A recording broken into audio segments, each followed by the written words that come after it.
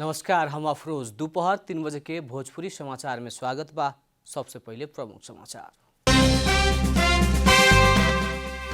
दशैं के आज मुख्य दिन विजयादशमी हर्षा उल्लास के साथ मनावल जा रहा है।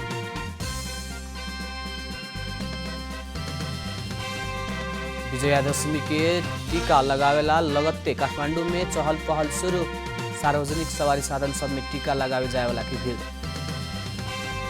विजयादशमी के अवसर में राष्ट्रपति प्रधानमंत्री लगायत दल के नेता सब द्वारा शुभकामना संदेश व्यक्त। देश में सबसे सकारात्मक ऊर्जा थपे के विश्वास।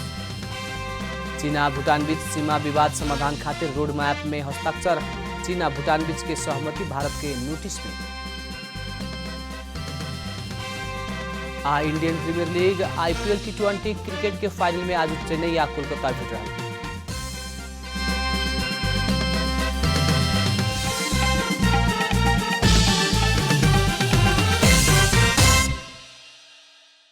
अब पूरा समाचार।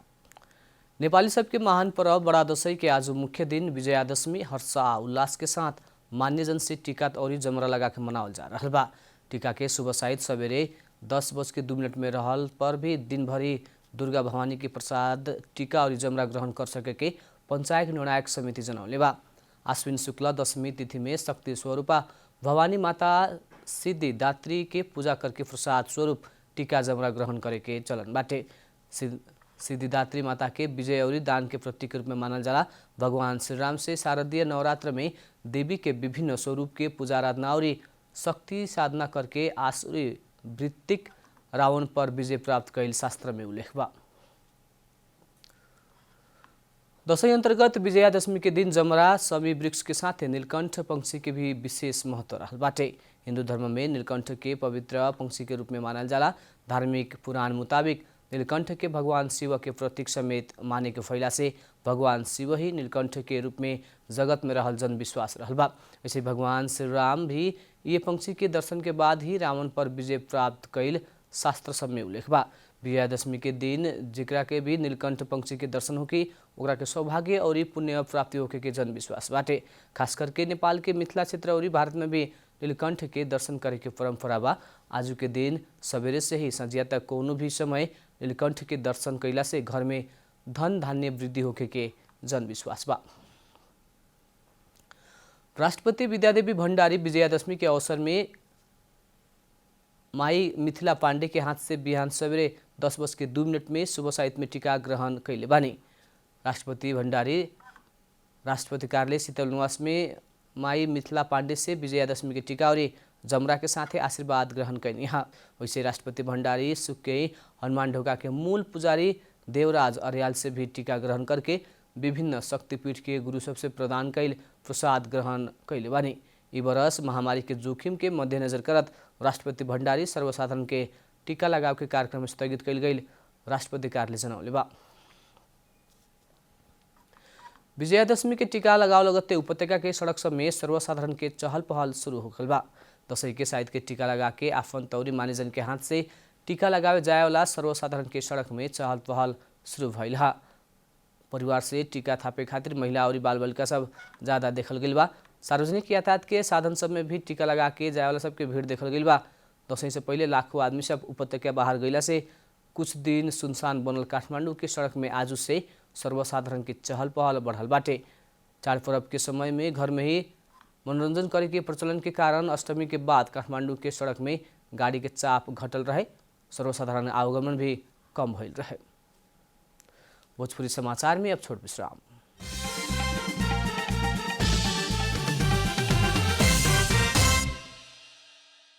भोजपुरी समाचार में अब बाकी समाचार। राष्ट्रपति विद्यादेवी भण्डारी दशैं के अवसर में स्वदेश और विदेश में रहल नेपाली में शुभकामना व्यक्त कैले बानी। राष्ट्रपति भण्डारी सुख शांति समृद्धि के साथ सब में नया उत्साह उमंग और सकारात्मक ऊर्जा थपे के विश्वास व्यक्त कैले बानी।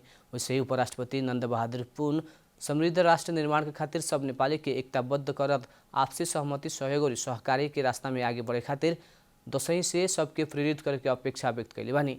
प्रधानमंत्री शेर बहादुर देउवा दशैं लगायत सांस्कृतिक पर्व सबसे नेपाली समाज और मानव जीवन में भातृत्व भावनात्मक एकता और राष्ट्रीय गौरव के निमित्त विशिष्ट योगदान पुर्याउँदै आइल बतौले बानी। दशैं के अवसर में शुभकामना देहत नेकपा एकीकृत समाजवादी के अध्यक्ष माधव कुमार नेपाल पर्व सबसे हमनी के मूल्य मान्यता और संस्कार सबके थप मजबूत बना सके के अपना विश्वस्त रहल बतौले बानी। त माओवादी केन्द्र के अध्यक्ष पुष्पकमल दाहाल शुभकामना संदेश देहत बहुजातीय, बहुभाषिक, बहुसांस्कृतिक एवं बहुधार्मिक विविधता से भरिपूर्ण सुंदर देश में अपन पहचानयुक्त सांस्कृतिक धरोहर के कारण नेपाल आदिम काल से ही स्वतंत्र, अविभाज्य और एकताबद्ध राष्ट्र बनने में सफल भइल बतौले बानी।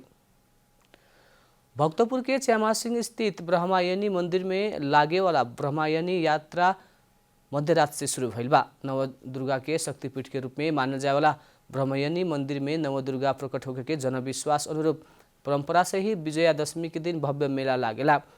ब्रह्मायनी मंदिर में पूजा करला भक्तपुर, मध्यथिमी, ताथली, सुडाल, बागेश्वरी, चितपोल, सिपाडोल, नंखेल, गुंडू लगायत काभ्रे, ललितपुर और काठमाडौँ से भक्तजन वहाँ आवेलाटे। मंदिर में जमरा, हाँस के अंडा, हाँस, बोका, मुर्गा के बलि देवे के चलन बाटे। महानवमी के रात में नवदेवी त्रिपुरा सुंदरी प्रकट होके नवदुर्गा भवानी पूर्ण होके के भइला से परंपरागत रूप में खमे के बध जात्रा मनाव के चलन रहल स्थानीयवासी के कहना बा। अब आर्थिक समाचार।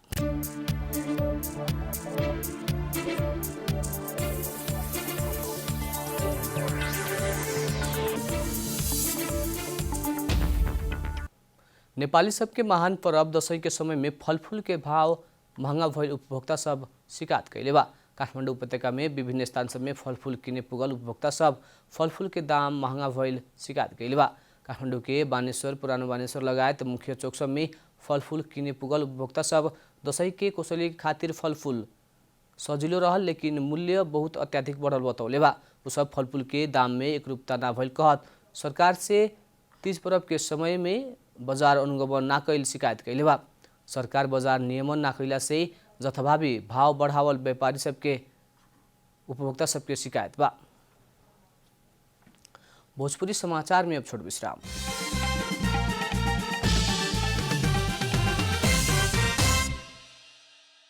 अंतर्राष्ट्रीय समाचार।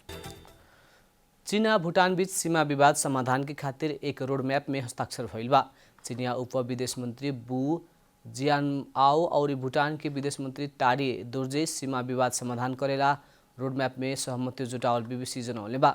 दू देश बीच के सीमा विवाद समाधान करे के बनल रोड मैप बहुते महत्वपूर्ण रहल खबर में उल्लेख कल गई बा।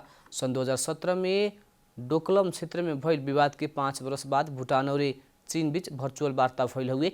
वार्ता के बाद भूटान के विदेश मंत्रालय से विज्ञप्ति निकाल के चीन से 3 स्टेप रोड मैप के खातिर भइल समझौता से सीमा समस्या के सफलतापूर्वक समाधान करे खातिर मदद पुगे के बतौले बा। चीन और भूटान बीच के सहमति के भारत नोटिस कैल जनौले बाटे। दू देश बीच समझौता भइला बाद भारत दिल्ली में रहल भूटानी दूतावास में संपर्क कैल लेकिन दूतावास कोनो प्रतिक्रिया देवे में अस्वीकार कैल द हिंदू जनौले बा। डोकलम क्षेत्र में भारत, चीन और भूटान बीच के सहमति आवश्यक पड़े के भारत के कहनाम रहते आइल बा। अब खेलकूद समाचार।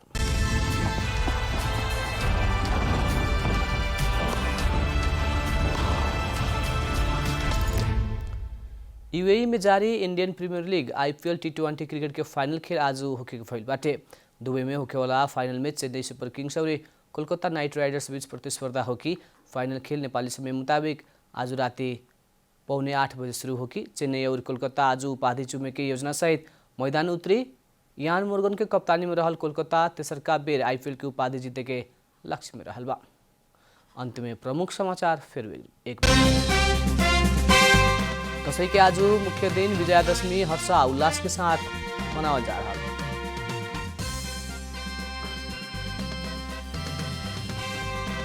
विजयादशमी के टीका लगावेला लगते काठमांडू में चहल पहल शुरू।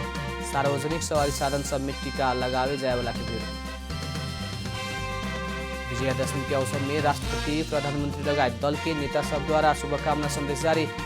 देश में सब में सकारात्मक ऊर्जा थपे के विश्वास। चीन आ भूटान बीच सीमा विवाद समाधान खातिर रोड मैप में हस्ताक्षर। चीन आ भूटान बीच के सहमति भारत के नोटिस में। इंडियन प्रीमियर लीग आईपीएल टी20 क्रिकेट के फाइनल में आज चेन्नई या कोलकाता भिड़ रहा।